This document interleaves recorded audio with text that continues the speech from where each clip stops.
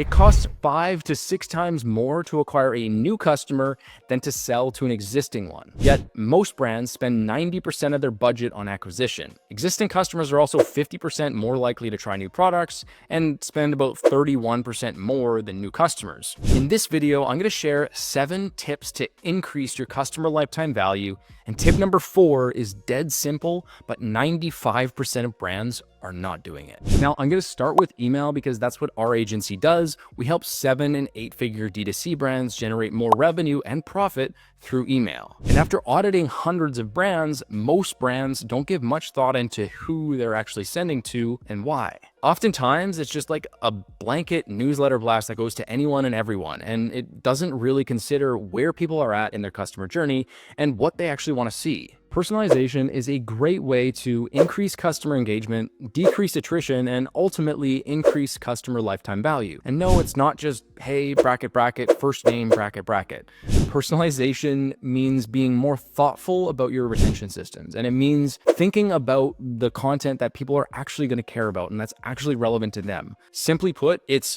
who should and should not be receiving an email. An example here. So if someone just purchased a product, they probably shouldn't receive an email promoting that specific product again, because one of 3 things is likely true. Either they purchased it and they haven't received it yet, they purchased it and they love it, or they purchased it and they hate it. In any one of these situations, the email is completely irrelevant to them because they know the product, they like the product, or they don't like the product, or they haven't received it. The email is irrelevant to them. When we plan out email campaigns and flows for clients, what we want to look at is things through a customer perspective, not just who should receive an email, but also who should not receive an email. Now, if you start with this, it gives you an opportunity to surprise and delight your customers. Something that we've been doing a lot in Q4 for a lot of our clients is surprising VIPs or brand enthusiasts with freebies or extra discounts or exclusive offers or access. We might send them a Black Friday, Cyber Monday promo a few days early, or we might include an extra product just for them. It's nothing huge, but it goes a really long way to show that they're actually appreciated. Now, one-time customers aren't going to become VIPs and they aren't going to come back unless they have a great experience.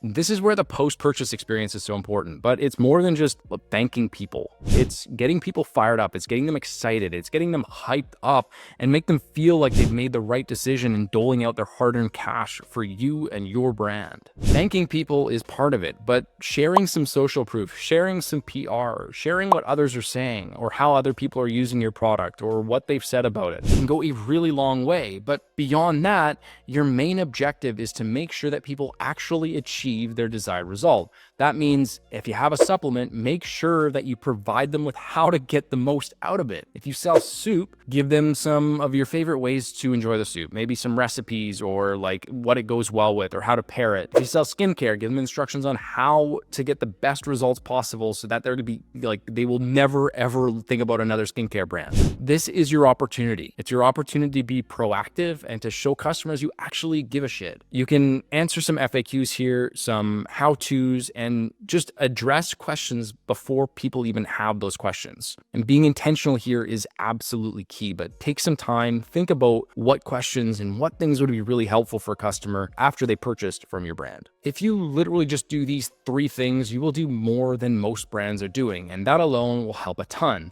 But here's how to pump some steroids into the system. Build a feedback loop. Most brands use email as a one-to-many source of marketing. It's just one way. It's come from you to them. It's not really much of a conversation. Think about like if you were to have a conversation in person, it would literally just be that person who does not shut up, right?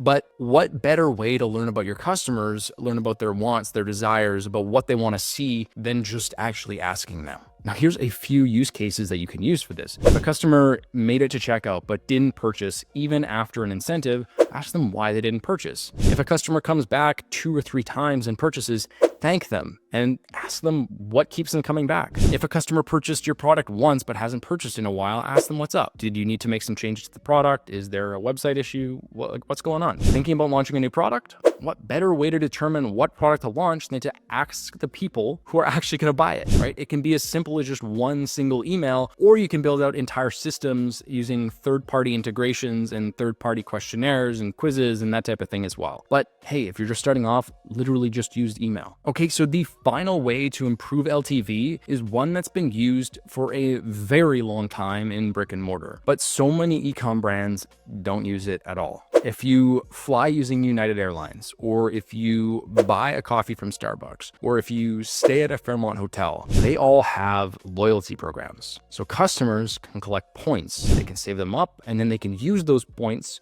towards future purchases or to buying something in the future for themselves or as a gift. Now, these loyalty programs obviously encourage loyalty. It is called a loyalty program for a reason, but they also encourage repeat purchasers and incentivize people to come back. And one of the things that we've seen work really well is a cashback coupon program that expires after X amount of days. What this does is it incentivizes people to purchase again, and it gives them cash. So if your customer doesn't use it, they lose that money. This is key here. It's different than giving them a discount because people will almost always try to avoid losses more than they will want to gain something. Anyways, these are the 5 ways that you can use to increase your customer lifetime value. And if you do have a D2C brand and you're doing at least $50,000 a month and you don't want to do this all yourself, my agency will take it over for you. They'll take over the entire email and SMS system so you can really just start focusing on the bigger picture things. So if you're interested, there should be a link below this video. Click it and apply to work with us now. Thanks so much and have a great day.